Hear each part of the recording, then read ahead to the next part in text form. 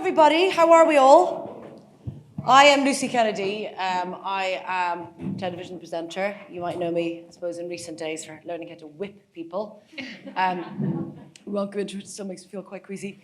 But I am one of three girls, so no brothers. I have 3 children. And so I'm obviously a mum. I'm 46. So when I said to my son this morning, you know, bye, mummy loves you, it's going to my first job. I said, I'm going to talk about periods today. And he went, oh, you always have your period. Because he is nearly 13 and he's kind of at that stage now of kind of learning about the birds and the bees. But I feel like I actually do always have my period. So this is our panel. I'll let them introduce themselves and just say why they're here. And then let's just make this as casual as you like. If we learn something today, happy days. I've got 86 questions for everybody. But let's just, everyone just feel free, nice and comfy, nice and relaxed, and we'll take it from there. Okay, guys, off you go if you like just to say who you are and what you do. So my name's Jess. I'm really happy to be here today. I am a community pharmacist, I'm newly qualified. I think it's really important to have these conversations and open and honest and to talk about the topic of periods. Yes. Hi, I'm Niamh. I'm the founder of Her Sport. So we cover all things women's sport, and something that we cover a lot is about body image, menstrual cycle, periods, and we do work with Active Iron on a show called The Period Panel, so we're pretty familiar on talking about periods on a regular basis. I'll be coming at it from the angle of sport and trying to encourage girls and women to stay in sport. Yeah, because it does get in the way. Hello. Hi, I'm Izzy. People call me Izzy Show Busy, so you can just call me Izzy Show Busy if you want. I'm a broadcaster, I work for Red FM, and I also work in TV as well. But I'm a very proud brand ambassador with Active Iron, and I love talking about my period. So if you have any questions to ask me today, please do. I'm Ivanna. I attended UCC studying medicine, qualified as a doctor back in 2020, and I'm Miss Ireland 2022. So I'm delighted to be here today. I think it's such an important conversation to have, open conversations about periods and making everyone more comfortable with them. I just think it's so strange in like 2022 that we're all still quite embarrassed talking about periods. I was saying to the guys earlier on, like my poor long-suffering husband of 23 years, even now I kind of say, do you mind just getting a bread milk, tampons? And he goes, oh, no, I can't What is it though? Why are we all just so embarrassed about periods? How are your periods? How are you all feeling? Heavy periods? Awful periods? Easy periods? This is going to be all about periods, by the way, so I would advise you to eat now. But how have your experiences been? I feel like growing up I was quite fortunate. I have 4 sisters, so yes. There's never any kind of embarrassment or me too. We're really like open family. Yeah. So I suppose I was lucky in the sense that I never felt that embarrassed to talk about it. Yeah.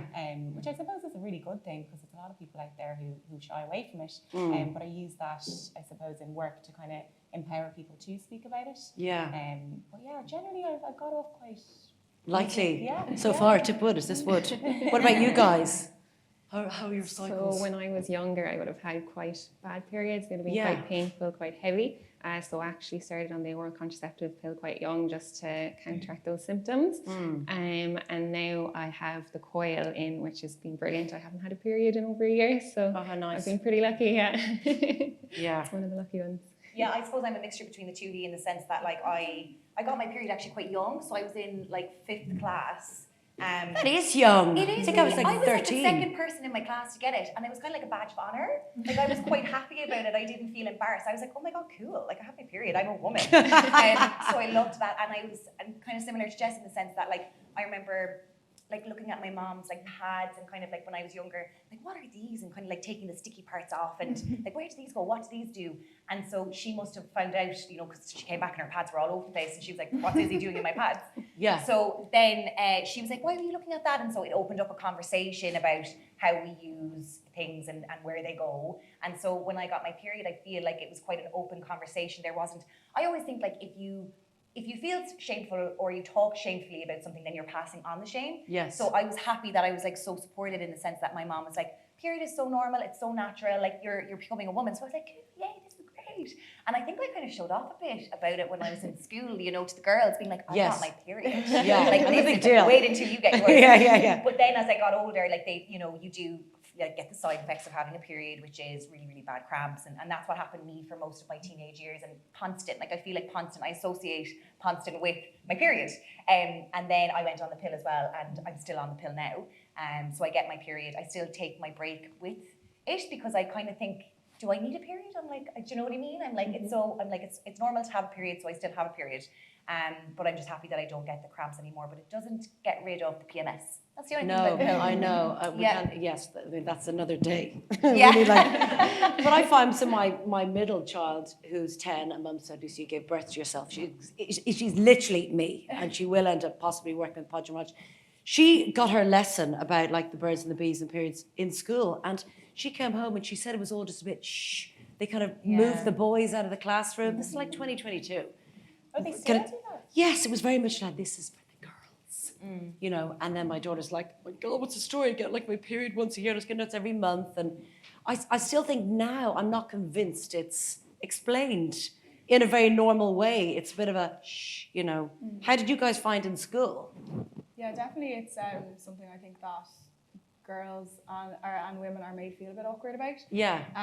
In school, we did actually have one girl who fainted, and she said it wasn't because of the conversation, but it just seemed like convenient timing. She'd never fainted before. So, I was in an all-girls school, and even still, like it was quite awkward. But I think from my perspective, like I was really lucky, and it's something that I am grateful for now, but probably completely took for granted when I was younger.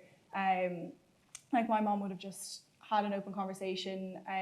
She gave me a box of tampons, I think the first day that I had my period. Like my background's in swimming, and you know, a lot of people I think would allow a child not to go swimming, or maybe make them a bit fearful of it, where she was like, okay, this is a box of tampons, read the box, if you have any questions, come and let me know. Oh gosh. And like I was racing, I got my period I think on a Thursday. I had to go down to the pool and like hop in and sort of try it out and try and see how it would go. And I had a competition on Saturday, Sunday, but I was never made feel that I couldn't do it. Yeah. And then I think for me, like I'm in my late 20s, and like a lot of my friends are still fearful about something like that, going swimming, and like if they go on holidays or if it comes down to sport and stuff, like a lot of people like definitely won't swim. Like it's a huge one that people will avoid doing swimming, and like you can hugely see that when it comes to sport, like it really can put people off. So but why? Sorry, I know I'm probably being really thick and I've had 3 babies, but are they worried that something's going to pop out as they swim? I think people think that it's like you'll have a like label on your head that says I have my period. Yeah, like everyone will know. Yeah, and like look, you can leak, and like that did happen to me when I was like 13 or 14, and was a bit self-conscious about it, yes, but like one of the coaches was like, yeah, go to the bathroom and sort yourself out, and one of the older girls also like looked out for me as well. But the reality of the situation, and like what we're trying to do at her sport, is to try and like, it's not a big deal if you do leak. That's just normal, and shouldn't be girls and boys shouldn't be teasing you, or like it just is what it is. Like we didn't ask to have our periods in the first place. I know. It's not like we love them. So. Yeah. And white shorts in sports and stuff like that. It's like, God. Yeah, like that's a very brave outfit. I know. Yeah, but I don't have my period. But if I did, it would be fine. Okay? But there is the kind of feeling conscious, you know. There's a lot of conversation about it at the moment, and I had actually spoken on the period panel with one of the girls that played for England, and like they play obviously in white kit. Yeah.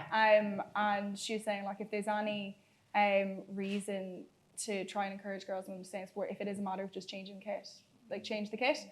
If you want to get to like elite level, and people like obviously in tennis it's very popular to be wearing white, like you know, at elite sport, like can you figure out, and if you've gotten to that stage, can you manage your period at that stage? But definitely for like club teams and your underage teams, like support them if it's a matter of changing your shorts to like navy or black. And it encourages girls to stay in sport. Like that should be one of the things to do. Yeah. I hate the fact that someone might give up a sport or not get involved because they're so worried. Yeah. It's a lot, especially younger people. Like it's twice as many girls drop out of sport as boys by the age of 14. Wow. It's no coincidence. Yeah. That it is something like having your period, having hair on your legs, like whatever it is, like they are some of the reasons.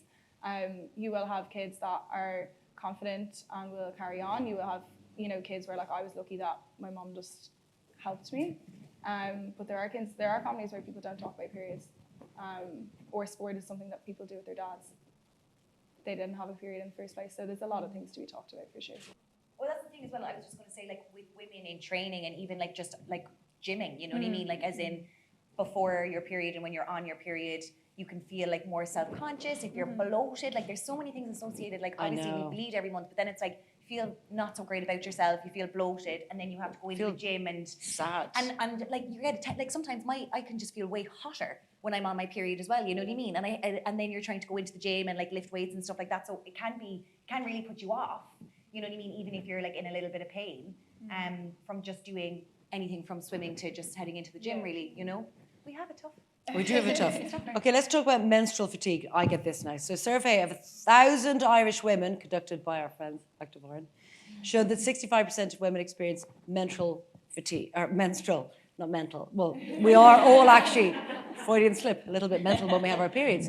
But I spend my life going, I spend most days saying I'm tired, but in particular around my period. And like, I know my husband, my kids go, oh, you're tired again. But they are related. Like, it's exhausting having your period, isn't it? Yeah. And I think for women as well, like, I feel like that. I don't know how many people in the room feel like they suffer from menstrual fatigue. Me, Yeah, defo. see? Oh my God. And I think, that's everybody except the boys. but how many women would be comfortable going into work and saying to their boss or to someone else, do you know what, I'm not feeling great today because I'm on my period? Probably No, not. I wouldn't. I'd be too But I think embarrassed. there's so much going on in our bodies, hormonally, chemically, Yeah. during that stage that's leading, so there's a biological reason that we're more tired. Yes. So we should feel empowered to be able to say, we need to have the conversation from the top down level, the management need to acknowledge that, and then also ourselves.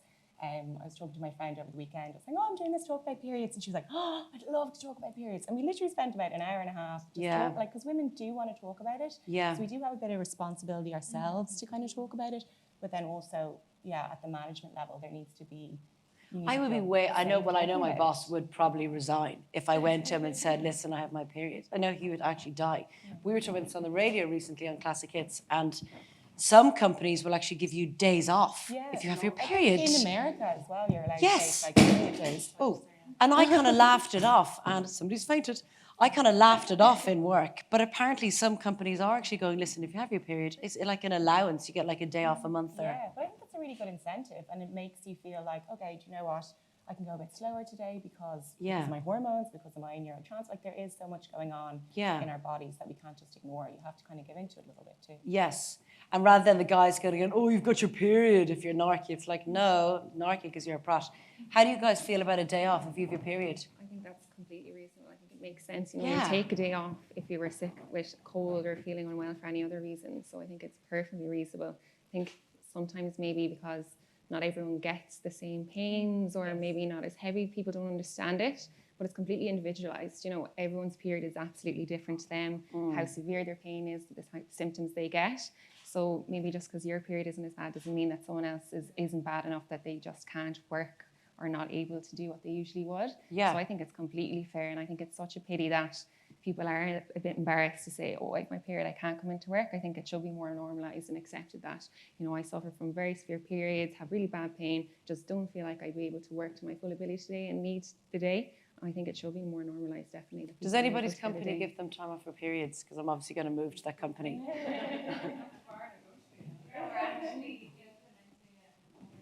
Wow. So, what's it called? Yes.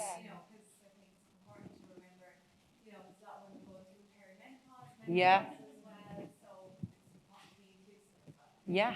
I think it's genius. But like, even like going to go and get like cervical smear tests, anything like that, I feel like we need time off.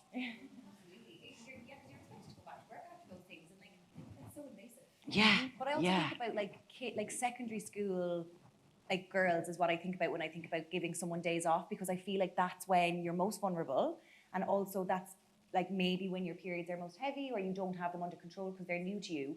Like, I remember like going into secondary school, and sometimes when you get your period, your legs are really shaky and you just feel really weak. Yeah, and just it's like, lie down. yeah, do you know what I mean? And it's like having a full on day of like having to get there at 8 and finishing at 4.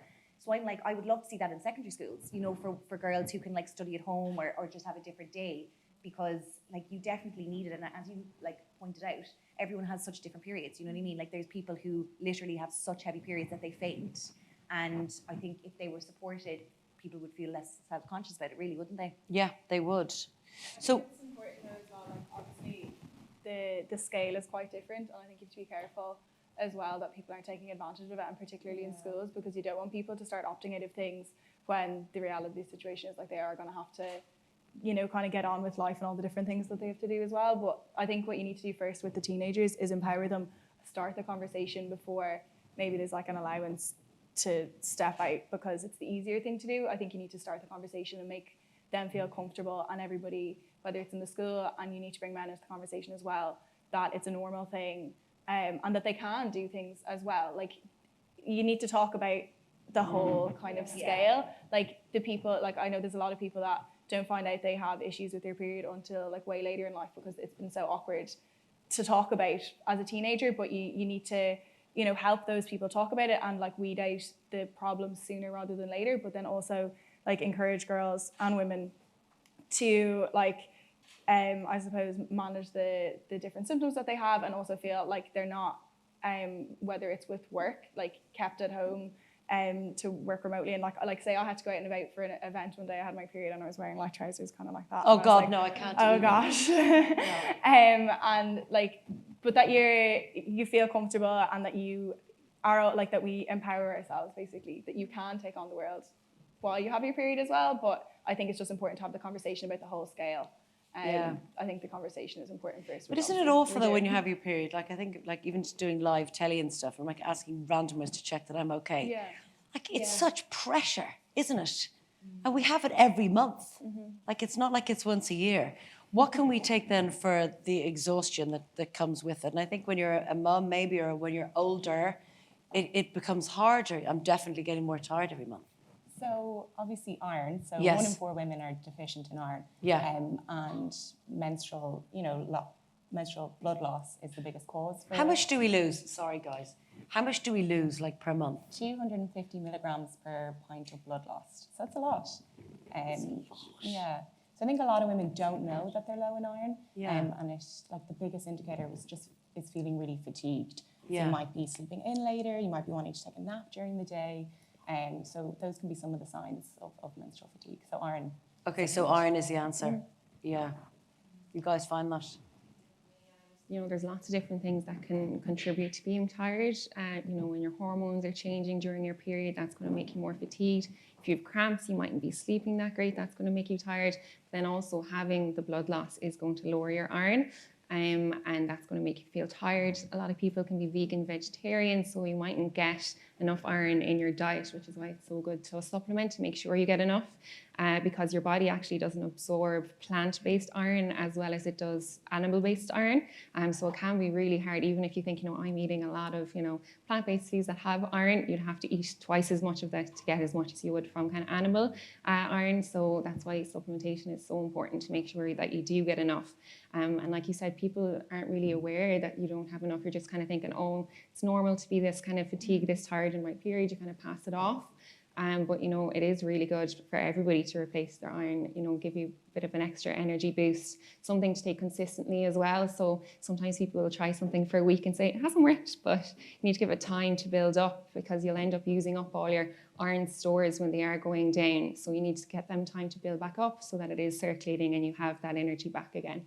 That is me. Really I try important. something for a week, and if it's a diet, I go, oh, I didn't lose a stone. And I generally kind of tend to give up. So 4 to 6 weeks really is it for the iron to absorb and everything to go through and kick in? Up to 6 weeks to see. I think it raised your iron by 94%, is that right? So it's really good. And I think with a lot of iron supplements, I see women discontinuing because of their stomach side effects. Has anyone Or experienced that with constipation, dare I say the C word. So But it's lot of horrific. times with those iron supplements, they go straight to the large intestine rather than the small intestine. So they're fermented by kind of bad bacteria, and that leads to bloating, constipation, nausea, all of those kind of side effects you'd associate with iron. But with the active iron, it actually directly targets I think it's the DVT1 absorption site. So it doesn't have those side effects that most people experience with other iron supplements. Okay. Now, we have a midwife in the room if anybody's ready to give birth. So what's your experience then? So obviously you've delivered a lot of babies. Yeah, well, it's more that how I got involved at times, I took it myself when I was pregnant with Yeah. my son.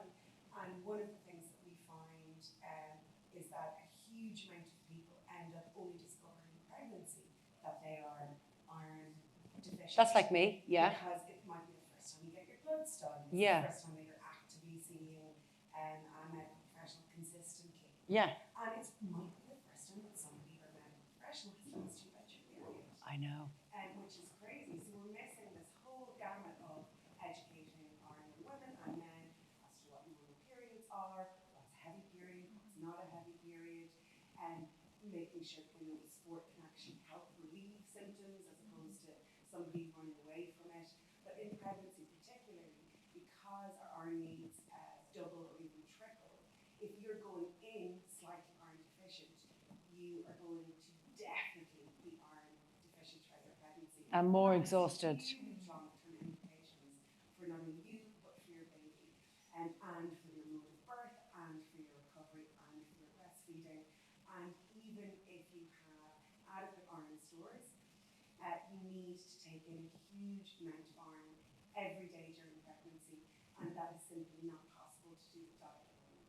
Unless you're, so for example, like a cup of cooked spinach probably has about 1.5 to 2 milligrams available of that only a certain percentage will be absorbed. So you're talking you need to be taking in like 20 bags of spinach. Oh my God, you'd have diarrhea. No, but just a huge amount. So taking a really good quality supplement that is Irish designed, Irish made, and also really clinically based. Like this isn't just time specific. This really helps. And just if we can get people to understand the period better, to talk about it more, to feel empowered that no, we don't need to jump out of planes. We need to know that we're a cyclical being, but we don't need to feel tired. We don't need to feel embarrassed, and take that into their pregnancy journey. And then we'll all be better for it as our kids. Have you discussed periods with your son? Oh, sure, we have pictures of vaginas on the wall. Oh, wow. You're one of these like crazy mothers. That little guy has, yeah. That little guy is traumatized. Yeah, not at all. He thinks it's totally normal. I suppose like you spent your life kind of down there delivering babies. He's very aware of, he's very upset that he can't be pregnant. That's his thing, when he had his baby. Yeah. But I just think there's nothing to be embarrassed about. But, you know, when you think of things that you call when you were 13 or 14 or 15, and things that you crucify yourself about, and then you look back and go, oh my God, if only somebody told me. Yes, and if only somebody told me it was normal and it was okay and everyone is the same. Exactly. So Normalizing things. This campaign just to, so that we all know. Because I mean, do any of us know what a heavy period really is? You know, in comparison to somebody else's. Yeah. You know, for example, endometriosis takes on average 9 years to diagnose. That's not because it doesn't exist. That's because healthcare professionals as ourselves aren't very great at recognizing the differences between different women. So campaigns like this are so brilliant for us all. Yeah, and just to make everything kind of more normal. Does anybody here have any suffer with UTIs or anything around the time of their period? Apparently they're connected, something to do with the hormones or... God, we just go through so much as women, don't we? Like when you actually think about it. That's why we're amazing. That's why we're amazing. Things to be celebrated, and our differences can also be our strengths. Yes. But we have to kind of change the dialogue to understand it better, as opposed to hiding away and empowering girls to go, I'm on my period, I'm going to be helping myself by playing sport, as opposed to, I don't want to leave in my white shorts. God, it's just such a awful... I know, but it's so true though. But we're all like that though. It's just the fear, how embarrassing. Yeah, people can be very embarrassed about it, and like we're obviously talking about experiencing our own periods, and like I think about it every time my period comes around. I'm like, oh, like, do you really want to tell people about it? Like, no, not all the time. Sometimes you want to just go off and do your own thing, and like that's fine too. But it's about just trying to like encourage girls to talk amongst themselves. And like I do a lot of like workshops with like schools and clubs with kind of 11 to 13 or 11 to 14 year olds, and like once you start the conversation, they typically like don't stop talking about it, which is like a good thing. Yes. Like once you open that conversation, they all are like, oh, okay, cool, everybody has it, this is normal, and that's like a really positive thing. And then when it comes to sport as well, like depending on the sport, a lot of the coaches can be like predominantly male in particular sports, going back to again, like they haven't necessarily experienced having a period themselves, so like they need the support in having the conversation, whether it's a liaison officer, whether it's like an older athlete or like somebody in the club that can help support that conversation as well. But it is really important to bring men into the conversation. And my own team that I'm on, it's like a there's a men's team and a women's team, but like they are the most like educated, I'd say, young men that you've ever come across in terms of periods. You've heard of them off Sex for Life. But I was having a conversation, it was myself, a female friend of mine, and then this guy, and we were talking about it, and he has only sisters, and never spoke about having a period with his sisters. And then he like now is No 25. way. Do you not hear them talk about it at home? No. But he came to us at 25 and he was like, because he's not like the loudest person in the room, like. Yeah. And he was like, okay, like what does it feel like? How does it feel like when you're training? Like, oh, it must be like really inconvenient and like all this kind of thing. But like he's now 25 years old, working in a professional environment, and only now has he had a conversation with two of his female friends about having a period. And then I kind of like thought back to my house, and while I spoke to my mum about it, I actually didn't speak to my younger sister about her period, I'd say, until she was like 18 or 19. I think it's the first episode of the period panel we ever did, or the second one. So actually, she was on both, first and second episode of the period panel. And we talked about swimming to like try and break down the barriers there. But we have a brother in the middle, and we only talked about periods at home now because we talk about periods all the time. When he was like 22, so boys are left out of the conversation. It's mad, isn't it, when you think about even it? if they have sisters.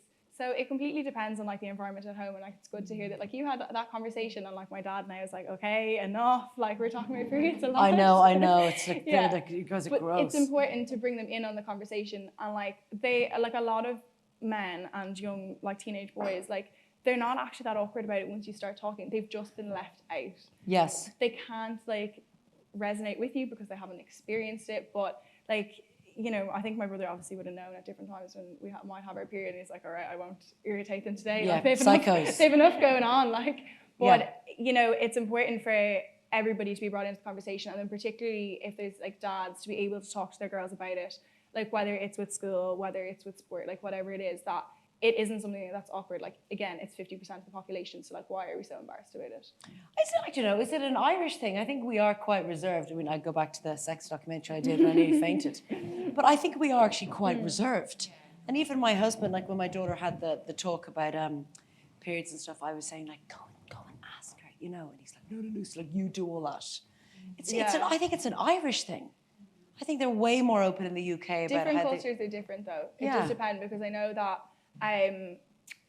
depending on the culture, like some cultures are kind of hesitant about using tampons and different products and stuff. So it is like very much different in different pockets of the world. So you have to be conscious of, you know, either the country that someone's from or the religion that somebody is from, and to bring that into the conversation as well. So like you have the options of like pads, like period pants, menstrual cups, tampons, but that may not suit everybody, and it's just important to like be conscious of that perspective as well. But I can't get my head around that new cup thing. Can anyone else? Has anyone tried it? Have you tried one? Yeah. No. All over it. Have you tried it? Yeah. And like, yeah, they're really good, are they? But like, do you empty it? I can't get my head around it. Yeah. Yeah, that's the thing. Like, we said it's just a bit of milk. I was like, what is in your period? We have an episode on that as well, if you want to watch about it. Okay. But we actually, myself and a couple of my friends tried the menstrual cup during lockdown, which is probably the ideal time to start. And like a lot of people are like hybrid working now as well, or working from home. So it is a really good opportunity for people to Loads of try it people out. are using it now. Yeah. It's just, and like, kind of don't give up on it. Like, give it a go, try and work it out. It's essentially the same as a tampon. Like, it's not going to suit everybody. Yeah. And yeah, like you said, it is just blood. Like, just tip it out, wash it, and put it back in, and off you go. It's just silicone, like. But that's the thing, like, and like I've had conversations with my friends again. Like, some people cannot wrap their head around like using period pants, but like it's essentially the same as pads. And the same people that won't try period pants probably don't use pads. But what's important to bring into the conversation with teenage girls is the options that are there. So they're not put off, and like let everybody do whatever suits them. Exactly, each to their own. Like judgmental about like, oh no, I'd never use that. Like just like period pants can be such a savior for teenage girls when it comes to sport, and you're talking about leaks and like all that kind of thing. Like they can wear their period pants like 2 or 3 days before they expect their period. Like I'm lucky, like my cycle is pretty regular, but for people that it isn't, like if you're able to give that to like a 12, 13, 14-year-old girl, like that could be life-changing, and that could actually keep them in a sport or keep them going to school. Yes, you're so right. Going to the cinema, like whatever it is, it can really help. So we need to like not freak out about period pants, like just use them as Love like the a idea of layer period of pants. I feel like I'd protection. almost wear them every day in case I do a little wee-wee. Okay, from the same survey, more than half, so 60% admit that they put up with feeling ill during the cycle because it's just part of being a woman. Like, has anybody vomited? Like, how bad are people's periods? Our period audience are very, very quiet. Has anybody puked? Anybody feel nauseous? Yeah, it can be quite nauseating, the whole experience. And I was saying about endometriosis. Yeah. 51 when I was diagnosed. Isn't it awful, all that time in pain? Yes, yes, I have a friend who faints. It's just, we just have to put it, but it is kind of very much like I was saying earlier on to the girls, like my mum used to say to me, oh, like Our Lady had her period. So I was going, okay, you didn't know Our Lady? Did she have her period? And just because she did doesn't mean that mine is. Did anyone else's mum do that? Well, our Lady had her period, so let's just get on with it. It's like, well, Our Lady's mightn't have been as heavy as mine. But there is that whole thing of, well, look, you know, you're grand. Sure, we all have it. We all have it, so just kind of get in. So what can we do in terms of if you feel sick with your period? There's a lot of things that you can do, and I think maybe women shy away from asking for advice because they don't want to be vulnerable. Yeah. You know, like I know myself, sometimes I used to kind of berate myself for feeling tired, run down, sick, and I just kind of get on with it and not actually address the symptoms. But like things like fatigue, so obviously staying hydrated. When you're dehydrated, that actually contributes to fatigue. And then exercise is another one. Like a lot of my friends would shy away from exercise during their period, and obviously we're not going to be able to hit personal bests or maybe do cardio training, but things like walking or swimming or yoga, they can actually be really beneficial and they can give you energy as well.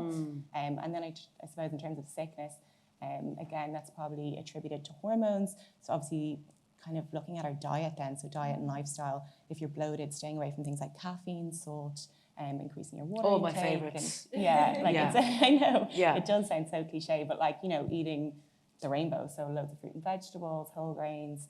So there is a lot we can do ourselves. I think, again, it comes back to education and women just not being equipped enough to know what to do and what to use. It's understanding your cycle, like going back to like what you're saying there. Like if we don't know when to expect our period, or if we're not tracking like the different phases of your cycle that you're on, it can be very like difficult to be prepared for it. I don't track my period. Do you not? No. Definitely should. Am I the freak of the group? Does everyone here track their period? Yeah. Yes. Everybody. Oh my God. I am the weirdo. So what do you do? Like Is it like when you're ovulating, you're trying to get pregnant? Yeah. Well, Okay. there's an app that you can use as well. Like a lot of people just use an app so they know like when they're ovulating or you know when they're getting their period. I don't think you necessarily have to do it, but it might even like If you have an teenagers event. to make them feel more. I suppose they know exactly when their period is coming to make them feel a little bit more secure. But like I always know there's kind of like I'm going to get my period either this day or the day after. You know, sometimes you end up just being quite clockwork, and obviously I'm on the pill as well, so it works like that for some people. That's the best advice I received as a teen. One of my friends showed me a period app, and I think it's amazing. The one that I had was P-Tracker. It's really good. You're able to put in if you felt that you had more spots, did you feel sick, did you have, how bad were your cramps? Wow. And it's really good then if you do have bad periods, heavy periods, because let's say if you feel that I need to go to the doctor, I need to talk about this, you're able to pull up the app and say, you know, 4 months in a row now, my cramps are so severe, I had really bad bleeding, my period lasts for X, Y, Z amount of days. Because it can be hard to remember, you know, we're kind of like, oh, how bad was my period? You kind of put it off and say, maybe it wasn't too bad. But when you have it there, like in black and white, you're able to show them everything, how long everything was. It's really good, and it makes it easier then to talk to someone about it. You're like, this is exactly how I felt. This is how long it lasted for. This is how regular or how irregular they are. So it's really good. Definitely What's it called? The period app. There's loads of them, yeah. There's Flow one as well or something. I want to call it eFlow, but that's a toll, isn't I it? feel like I always call it eFlow. I for have some reason. eFlow. Fitter Woman is one that was developed from a like sports perspective, because like you're saying, like a lot of tracking apps are developed around Trying to get to pregnant. have children. Yeah. So this one has been developed kind of from more of a sports perspective, and it will give you advice on like what foods to eat. It'll tell you like maybe, you know, how to like expect to be feeling, maybe what exercise will or won't suit you at that time. Like there are certain phases of your cycle that you can you know, strive for personal best and that type of thing. And the thing about it is like everybody is different, but it like definitely, whether it's using an app, whether it's using a diary, whatever it is, like tracking your menstrual cycle will allow you to understand yourself. Like something for me that I didn't really realize for a couple of years was, it never happened to me when I was swimming. I swam competitively like all through secondary school. But when I started running, if it's like 2 days before my period, like I'm at risk of fainting. And wow. It's like a problem. Like I went it's for a run definitely a before. problem. yeah. So like it's happened a couple of times, but like I didn't really put 2 and 2 together for ages. And it was like, I went for a run. I worked at a summer camp in New Jersey, and I went for a run with no phone or whatever. And I like ran, and it's as soon as I stopped. So once I stopped running, so I think I stopped to like turn around, like walked for a little bit and went to come back. And I was like, oh gosh. I was like, I don't know if I'll make it. So I'd ran like 15 minutes up the road, but I'm in like New Jersey. Like nobody knows where I am. I was like, this is really not good. So would not advise, but I hitchhiked back to the camp. I was like, it's oh my fine. God, you are wild. No, I didn't tell my mom for years. I was like, I can't tell you, but anyway. So I was like, okay. I was like, I'm sitting in this car. I was like, I'm just gonna like jump out and stuff. Anyway, a very nice man, loves the fact Thank that God I was you're Irish. still here. And he was like, off you go. So I knew what like the next steps was, because it had happened to me before at home. It's like, have some orange juice, like get the sugar back up, and you'll be fine. Yeah. But it actually happened to me like last week. And I think part of it is, again, down to tracking, having your period. And I knew my period was coming, but I've just come out of like training like 8, 9, 10 times a week since like July. So I haven't really been involved in sports. So I'm not really paying as much attention to like my training, my nutrition, like really busy with work. I went to go for a run last week, and I made it like 1.5 kilometers. And I was like, great. I was like, I'm gonna have to like walk back. But I genuinely could faint. And like, that's why you need to track it, to like identify those things. And it's going back to the advice of like, what foods should you be eating? Like hydration, absolutely. Like if I had planned for it a bit better, I probably would have been able to run, because bearing in mind, like last year I'm doing like 8 to 10 sessions a week, I was able to do it all with no problem, because I was ready for it. For last week, I was like, I'm gonna go for a run again. I haven't been for a while. So the tracking thing, like absolutely, like whether it's written down in a diary or on an app, it'll help you plan. You might not wear white trousers or your like colour trousers when you're going. You might not get when caught. you're going to meetings. Yeah, you might not get caught out. It'll just like exactly, you won't get caught out. So I think it's for anybody, it'll help. I have I think I've always had irregular periods. Anyone else here have irregular periods where it's like, what? It just creeps up out of nowhere. Yeah. So like when trying to have our 3 babies, I had that kind of really small window. I'd have to do the wee sticks, as I call them. You need to get the smiley face when you know you're ovulating. And then poor Richard, like, I know you're in a meeting, but I have 12 hours. Literally, we have 12 hours, and then you've got to wait the whole rest of the month then to kind of do it again. But how can we regulate periods? Is there anything you can do to actually regulate your own cycle? Because I could be 28 days, 34 days, possibly perimenopausal, even though I'm in denial. Is there anything that we can take? Well, not so much that you can take, but I think one of the biggest contributors or that has an impact on your cycle is stress. Yes. So yeah, like, definitely. When you're stressed, when your body's stressed, you're secreting cortisol, so that's your stress hormone. Yeah. It has a negative feedback with your adrenal glands, so you're not producing your FSH, and therefore you're not going to get your bleed. So I think cutting back on stress, even though that's so hard, does anyone else, when they're stressed and someone says, just relax, like, can you tell me to relax one more time? I am relaxed. Yeah. But so it is, you have to just do your best to be like, you know what, I need to say no to this thing and whatever. Have a glass of wine. Yeah, just relax. Yeah. So stress is probably a big thing. But in terms of what you could take, like, there's not so much evidence about seed cycling. Has anyone heard about seed cycling before? It's kind of an up-and-coming nodding. I'm so thick. But it's something. Yeah, it's your job. It's more so used for conditions like polycystic ovarian syndrome, but try to regulate the cycle without. Like, I'm not a big fan of taking hormones to try and regulate your cycle. Yes. I suppose, there are the hormonal contraceptives. That's a fake period, so you don't want to be doing that. Okay, that's like the in-between bleed. Yeah. Okay. So yeah, stress reduction will probably be my biggest tip for trying to regulate. Any other tips, girls? Yeah, so as you say, I know definitely, I think it's so individualized, and then some people would really find that they get benefit from kind of oral contraceptives or coils, if they find that they have very severe, but definitely stress, making sure your sleep is good diet. So, if your kind of body weight is a little low, sometimes that can affect, you mightn't get your periods, or they can be very irregular. So kind of good fluid intake, so make sure you're well hydrated. So all kind of the basic kind of good health will help to regulate your period as well. And then, if you feel that, you do think you need a little bit more help, or you need to kind of talk to your GP about what options suit you best.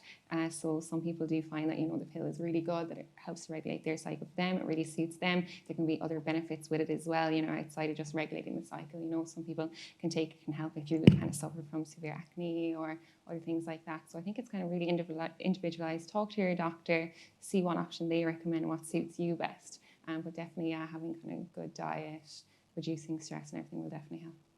Reducing stress, oh my God, like how do we even Easier begin said there? than done, yeah. Yeah, easier said than done. Has anyone got any period questions? Anybody want to know anything from our expert panel here? Guys, you're all so quiet. Obviously, it's so funny though, isn't it? It's like you feel almost rude talking about your period, don't you? Like if this were anything else. Anybody have any questions about their sex life? Now that I'm an expert in all things like dominatrix. Yes. But it's just because I can't, if my periods were so bad, I'd end up having to have a hysterectomy when I was 28, 29. Wow. So they just put it in to save my until I'm older. So I'm now 44, but I went to work in pharmacy to help girls and give them back and give back a bit of invest. Good woman. A bit of information to customers. So now when I work with Active Iron, it's amazing that's kind of gone full circle. But the other side of it is that I find with girls, if you're getting a period app with them, if you give your daughter an app like period app, you should download it as well. So when your daughter's going all PMT and going crazy and giving out and screaming and shouting, She's a psycho, yes. Slamming doors.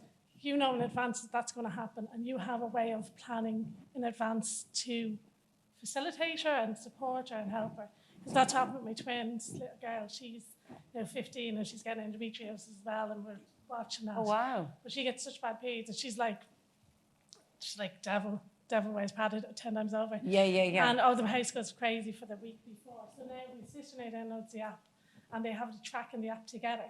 So then That's Kate clever. then slides in and goes, okay, I think it's maybe day, and does all that kind of thing. So that's Yes, just a little you tip. need to leave the house. That's just a little tip that I would have gave. But I also find it was a really weird connection with, so your stomach and, you're taking painkillers like Ponston or paracetamol or Sulfadine or whatever, and Nurofen, and then you get really, really bad IBS and cramps. And so you don't want to take iron because that causes more constipation. So that was me growing up when I was 15. You'd be taking painkillers, you'd be taking something for your IBS, you'd be taking iron tablets, and it's just your whole system is then congested a bit. Yes. So with the Active Iron, it's great that you don't get that side effect. Yes. So I think with the IBS then would be linked in with your bad period and your painkillers and that. So it's a good kind of combination to find a combination for teenagers to say that, you do get constipated when you get your period because of your pain medication. Maybe Active Iron and then some lots of water or fibre will help, and put that kind of side of the, like an all-round basis for teenagers, information we never had. We didn't have it, did we? It's shocking, and being misdiagnosed, just saying, it's just a period, get on with it. Yeah. Just pull It's yourself not up. often two people in the room then, it took so long for both of you to get diagnosed properly. It's crazy. You must have been in bits, were you? Oh, you're talking about collapsing. I collapsed in the toilets and passed out and ended up in A&E and all the time. From at the age of, say, 20 onwards, it was every second month. Oh my But you kind of forget in between months as well. Last month was grand. Yeah. And then you just do nothing about it. It's just really bad. But I think the doctor side of it, and basically your pharmacists, your technicians and your OTC staff are the best people to give the advice. Yes. Because we're front line, and that's how I think. Yeah. And as well, I suppose Instagram and having guys like you giving the information to teenage girls, it's so hard, and boys. So well, thank you for sharing your story. I think definitely educating our sons is, like, my son had the birds and the bees kind of talk in school, and then he said to me, because I am that mum that's trying to be cool, because I'm not, as we all know, I'm a bit of a knob. But I'm trying to be more like, listen, do you want to talk about the penis and the vagina? He's like, oh, you're so embarrassed. But I want to be open, because we have to be open now with our children. They've access to everything and so much more than we did. But my son, even nearly 13, I'm totally letting him down today, but I am that mother. He said to me, what's the period thing? And I said, yeah, Jack, it's called period, let's just be normal. And he said, yes, so that's every year. Yeah. But he's 13, and I went, Jack, you know how you're here. And he went, no, I know all that. But God, it's like they kind of switch off. It's like, oh, that's just mum, or that's just the girls, my sisters. They don't kind of let it in, do they? We need to change it with little boys. Yeah, I think there needs to be more communication, you know what I mean? And I think like even like as families, you need to think about it now in a family situation, but also in schools as well. Like I hate hearing that like if there's period conversations that people are still beating around the bush, pardon the pun, and also, you know, okay, Lucy enjoyed that anyway. You know, or like that we're taking boys out of the class. Like the boys should be involved with their periods just as much as we are. Like I know you don't physically get it, but like also like for partners and stuff like that, you know, like in our 20s we're moving in with boyfriends or, you know, whoever else we're seeing, and like they need to know like what's going on with us, you know, why we're being strange at a certain time of month, or you know why we might be feeling a different way, and we're crying. Yeah, exactly. But like, you know, say some dads or some partners are like, oh, period, don't want to know about that. That's your thing. That's what happens there. I don't need to know about that. Problems. But you do need to know about that. You know what I mean? And I think that that's something that maybe we need to do as people, but also we definitely need to see something happen with schools. You know what I mean? I don't think it can keep going that there's just this private 5-minute conversation for like transition year. You know, and if you skip transition year, it doesn't happen. Now, I don't know if that's true or not. I don't know how much they're doing it in schools, and I hope they're doing it. But wouldn't it be great if we could just try, and obviously we couldn't do it every day because we'd be wrecked. Yeah. But wouldn't it be great if we went into schools? Yeah, absolutely. And actually had this really normal conversation with children and respect them. Yeah, could we do that, Active Iron? Could we take it on tour? I'm happy to do it. No problem. Yeah, no, we are going to get locked if we go on tour. But yeah, I think it'd be brilliant to go into schools because it's empowering the little girls as well, absolutely. So they don't feel like there's something wrong with them.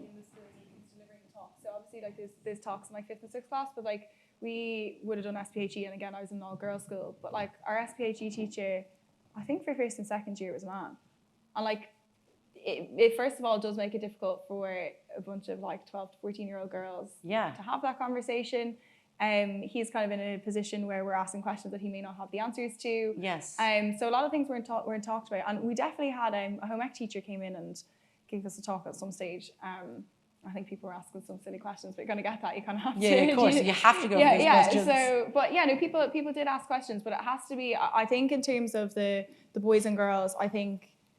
At a particular age, it is worth splitting them, because I think girls can be very self-conscious, and like we're asking questions here, and there's only a few hands coming up, like, and we're all adults here. So I think with the younger girls, like definitely, having an environment like when I'm doing talks, like I prefer to have like a smaller group because it's easier to have people like break down the barriers, speak to each other rather than if you speak to 150 students. So I'm going back into my old secondary school in a couple of weeks. No, to talk about periods. Yeah, your old school. No, to the TYs. Wow. But we're splitting it because there's no point in having 120 students there and me trying to stimulate the conversation. And like in that instance, like going back to like we used to have assemblies and stuff, and there's 150 students there. Like only a few people will put their hand up. Like I sat in lecture halls with 500 people. Like I did not put my hand up in the lecture hall. I would have in my tutorial class when there's 30 people. So you have to do that, like break it down. But I think for the boys, like you need to educate them as well. But I personally would split them to get into it a bit, but they need the education to be aware of it. And I met somebody who's like 30 recently. He was like, oh, did you not have your period for like 2 days? I was like, no. I was like, how have you got this far? I was actually telling a friend of mine yesterday, who's male, that I was coming to do this today, and he's like, and are you all on your periods when you talk about your periods? I was like, what? I was like, yeah, we all synced together, like, you know, they just don't understand, like. But he possibly heard about syncing then as well, and that can happen. Like, you know, the girls that I was on my team with, like, we all sync, and like, depending on if I'm living with my sister or not, like, we can sync up as well. So, People used to, like, what a lot of us don't understand period history, and that anthropologically going way back is actually really good historical fiction book called The Red Tent. But it's all about the idea of, I know you're like me. It's all about how we kind of don't understand that as cyclical beings. Interesting to you what you're cyclical beings, that we need to understand our own ebbs and flow together, and like that know when our best days are and our better days, but that having a period and being a woman isn't a disability. There are better days and there are not so great days, but if we understood a lot more about the background and the science and physiologically what's happening. And one of the things I would say, I had endometriosis. I only got diagnosed, even though I'm a women's health person, because I just thought I was a bit of a wuss around my period. And what were your symptoms? Oh, horrendous! Gallons of blood and Clots, and pain, and for years. And I just thought I was a bit of a wuss. Yeah. And I actually, with the IBS, I had endometrial tissue all around my bowel, and everything was stuck together. It was lovely. Oh, but I'm very well Jesus. now. I'm very well now. But Sounds horrific. But I'm an expert, and I didn't know. Yeah. So how are ordinary somebody that gets no education or isn't? How are people supposed to know? Yes. Yeah. Just get on with it Just and the say one thing nothing. for us to normally, not when you're pregnant, get your bloods done. Yeah. Get your bloods checked. I haven't had my bloods checked in years. Get your ferritin checked. What's What are ferritin? Your iron stores. What are your iron stores? So if you get your hemoglobin done, you could look like you're fine. Yeah. But actually you've no iron stores. So, and unless you actually Where does one ask get this for that. wizardry work A done? tick in a box in any GP. It's the totally standard, but none of us do it. No, why I don't we? guarantee We just if think we're just men tired. had blood leaking from their penises once a month, every month, I guarantee that this would be Well, they'd all be in top hospital. line of health promotion in the whole country. But as usual, we're last to the party, but we need to change that. So there you go. Talk about it, because if you're talking with someone else and you seem like, okay, they have a completely different experience on their period than what I have, like mine is so much sore, I have so much more blood, I have to change my tampon or my pad so much more frequently, it can help you realize, okay, maybe this is something I need to talk to someone about. This isn't kind of what everyone else seems to be having like during their period. So if we kind of feel free to talk to everybody and everyone's really open about, this is how I feel during my period, this is how heavy it is, it can make you realize maybe I do need to see someone and see if, there's something else going on here. So that's really important. But I definitely think it should start from younger. When I was in school, they definitely separated the boys and the girls as well. I think that's good to get girls to feel more comfortable to ask questions, but I think it would be no harm to have everyone together to start, so the boys are there, they realize that, they can be present for the conversation as well. So I think it's sad that sometimes if girls are talking together, a boy will come over and they're like, oh, we can't talk about that anymore now. Boys come, we can't talk about our periods. So it'd be great to feel more comfortable that we can talk in front of them, but then we can equally have our own conversations as well, or maybe we feel a bit more comfortable to kind of go more in depth on it. I think definitely everyone should be included and have a more open conversation, talk about anything, help you realise. Yeah, and I think it needs to be more than just like a day, where it's like, oh, let's talk about periods for a day, and we might have the guys together and then the girls separately in small groups, which is a great idea, but like it's not just a day where you should be talking about your period. Every month. Do you know what I mean? And like it doesn't need to be like once a week or something, but I just think like, and I don't know if schools are doing this, but I think if they are doing it maybe like less frequently like that, it needs to be like a few times a year, if not like once a month, you know what I mean? Because if guys are just going and hearing a conversation once about something that doesn't directly affect them, like how are they going to take that in properly? They also don't care. Yeah, do you know? Like they're just like, oh, that's just a one-day period chat. Yeah, I just have to sit down. I'll pretend I care. But like if you do it more regularly, but do you know what I mean? Like they're teenage boys. Like so, like if it's drilled into them more, and they know that it's something that women deal with on a daily basis, or a monthly basis or whatever. But like they'll think about it more. They'll think about it differently if they're not just taught about it as a once-off kind of situation. I think. Yeah. The thing about it is like without a menstrual cycle or a period, like we won't go on, do you know? So they need us. So if we put it in that way, like They need us. Well, we do kind of need the sperm. Do we not?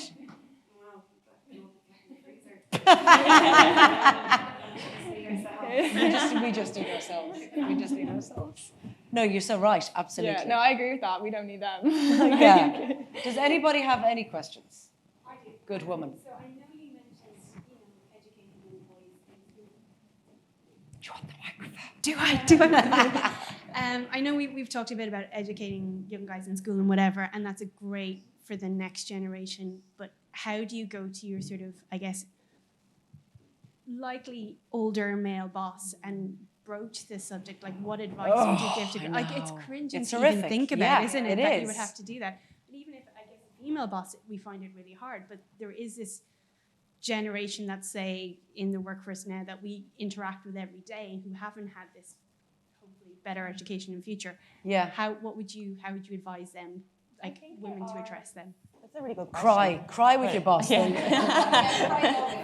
They'll give you anything you want. Yeah. But I do think there are being steps, like, you know, there's steps in the right direction. There's two big, really corporate companies, Vodafone and I think Bank of Ireland, and they provide free period products to all their employees, which I think, you know. Yes, I love that idea. It's a good idea. As in like STs and tampons and everything yeah, in the in the loos. bathrooms. Yeah. So that's one small thing that, you know, you could broach the subject with your boss. Obviously, like, even now, being open and honest, but the idea of going into my boss tomorrow and being like, Oh, you hey, won't even vomit, darling, you'd loads actually of fun vomit, tampons. yeah.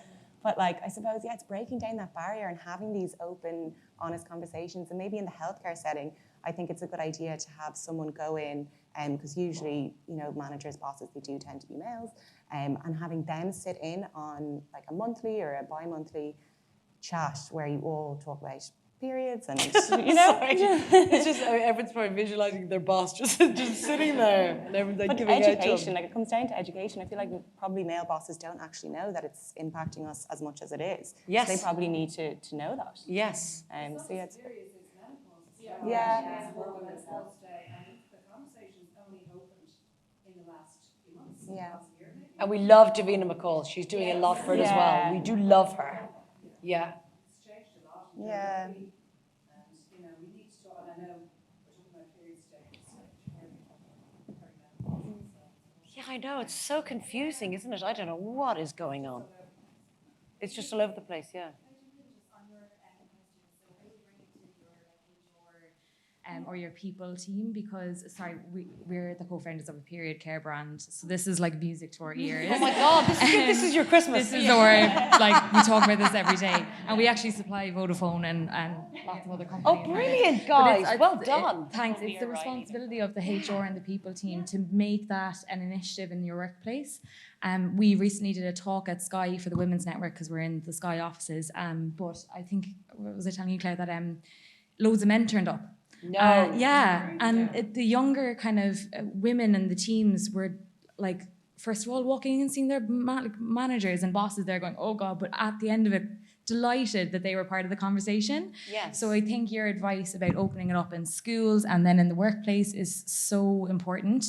And like, we do a lot of work with period poverty. We run like doctor-led school visits in lots of rural schools in Kenya to educate the students there about menstrual care, but it's very important to us that the boys are included in those conversations as well, because that's where it starts. And I think you touched on it there, Izzy or Niamh, that they need to know that this is like, it's part of their problem as well. Not a problem, sorry, but they need to be aware of it. Yeah, they do. Yeah, 100%. So can I ask a question while I have the mic? Please. Jesus, come up here, join us. And the winner of Orange Got Talent. Okay, yes, go on, ask I'd everything. love to know, what would you, as health professionals and experts in this field, what would be the single biggest misconception about periods that you would like to cull? Good question. This is why she's paid the big bucks. We planted her. Yeah. Biggest misconception. So things that people believe about their periods that are false. Everything. I suppose that you can't Keep going. live your normal life. Like, I truly believe that you can. Like, I've been working a lot on like my thought processes. So I feel like I used to kind of just feel really guilty about having certain thoughts, but then if I go into my day feeling, do you know what, this is because of my hormones or because of anything else, I recognize them feeling like that, but I'm going to continue to have a good day or have, I'm just carrying on. So I suppose the feeling that you can't carry on a normal life while you're on your period, because I do think that you can. Yeah. There, and I don't know if it's the right answer, but I hate when someone says, "Oh, are you on your period?" I think that's a misconception, and especially coming from a man as well. You know what I mean? Yeah, maybe you're just angry that day. Yeah, like, I'm actually just annoyed with you. You know, it has nothing to do with my period. You Yeah, know? yeah. So that's something that I think bothers me, whether it's coming from a woman or a man, because like I know we are cranky when we're on our periods, but Yeah, we're sometimes we're particularly not. cranky. Okay, it's like, it doesn't happen all the time. Yeah, So yeah. when people are saying, you know, "Oh, are you on?" I hate that, because it's negative. You And know it's what I so mean? belittling as well, isn't it? Yeah, It's it like you is. feel like this little bleeding woman. Yeah, exactly. Yeah. Yeah. Go back to everybody being different. Like, people might be cranky at different times, and Yeah. again, it might just because they're irritating, which is like totally understandable. But that's a big thing for me as well. Like, that's what I was going to say. It is about the language, and like, we also have to like reflect on that ourselves. Like, I'm not going to ask how many people have said that to people, whether it's to a man or to a woman. Like, people use it as a negative slag, essentially. And it's something that we kind of need to own and actually call people out on, because we allow it, or like we might have used it in the past. And it's something that I've reflected on like a lot in the past like year and a half, 2 years. And it's like, it's not actually acceptable for us to be going around using that, because it is, again, that like negative connotation with it. And I mean, even if that is like the reason, well, the trials and tribulations of having your period in the first place, like even logistically and how you feel, like it is irritating. But then for it to be a reason that someone might be irritated and to be written off, or like it's something that is like commonly used in society, and we need to just, as women, like check ourselves, but also check other people that are using it, because like. I spoke to somebody like a couple of weeks ago who said like we need to use like our menstrual cycle and our period as our superpower. Like, that's the way we need to be thinking, as opposed to like, oh, she must be on her period, or he must have his period. I think if you say it though in a kind of helpful way. So like, say for instance, if my sister came to me and she said, oh, I'm really tired this week and I'm not feeling well, I might be like, oh, are you due your period? Do you know what I mean? And I feel like that's understanding. That's understanding. Yeah. But if you're like, oh, are you on your period? That's condescending then, you know. Yeah, like cycle. It's all about the tone, isn't it? Yeah. And it all depends as well on who's saying it. Like, there are bitchy girls and there's nice girls. You know. Yes. Anyone else? Any other questions for anybody? Just on the workplace thing. Yes. I think it is important to give men the benefit of the doubt sometimes as well. Why? I'm joking. Because He's here. we actually work with a lot of men, and they're actually very open talking about periods. Like, You give them a chance. yeah. You know. And I know it's kind of different. We work in, an iron industry, and periods, you can't avoid that topic within. Yes. But they're more than happy to actually talk about it. And when I came forward and said, what about a women's health policy? They were absolutely delighted with it, That's probably because they're scared of you guys. I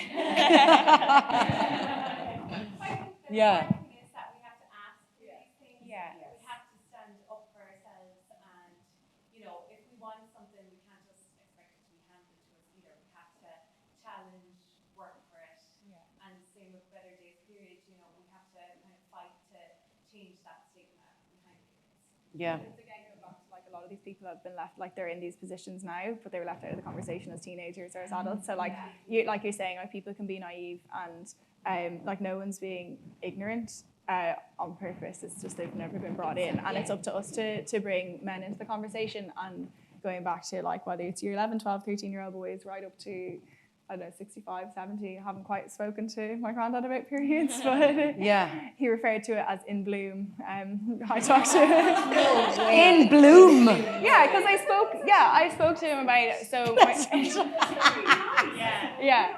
So he's going to be 90 in January, and he would have been always really into sport and would have supported us when we were playing sport, like myself and my sister.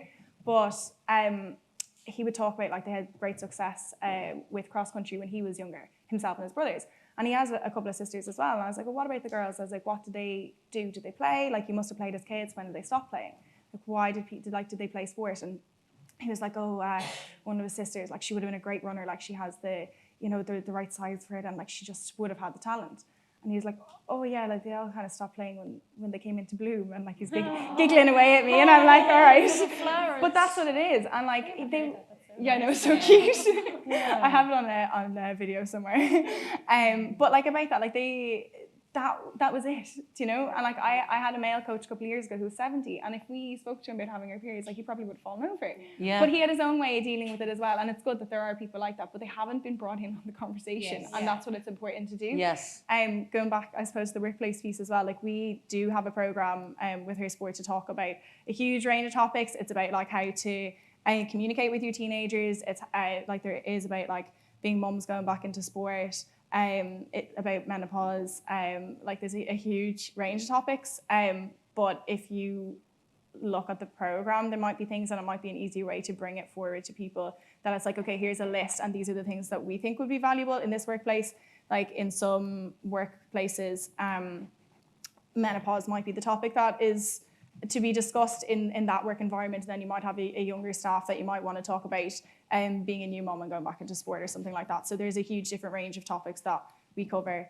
It might be of help. I can send you information if you want. But it's not just the school Yeah, parents. Who have kids, no, not Yeah. everyone does, but talking to your sons, Mhm. to your sons, and say, no, I'm not crazy, I'm on my period, or I'm perimenopausal, and this is what's happening to me, and their eyes are glazing over. Yeah. They're being Included. in a way, and I'm talking to them about it, rather than, oh, mom's just crazy. They know what's going on. Yeah. We need to send our husbands and fellas in to get tampons and stuff like that. Guys, I've learned so much from the cup to the app. This is just so exciting, life-changing. But it is days like today that kind of empowers us all, I think, as women, and hopefully everyone will have learned a little bit more from today. Thank you to Active Iron, of course, for having us. Have you all tried Active Iron? Can I just see? So make sure you can put that going out, there is Active Iron. Yes. Life-changing. Now, unfortunately, there's none left because the good midwife has nicked everything. And thank you all so much for coming, guys. Thank you all for being here. And let's keep talking about our periods. Periods.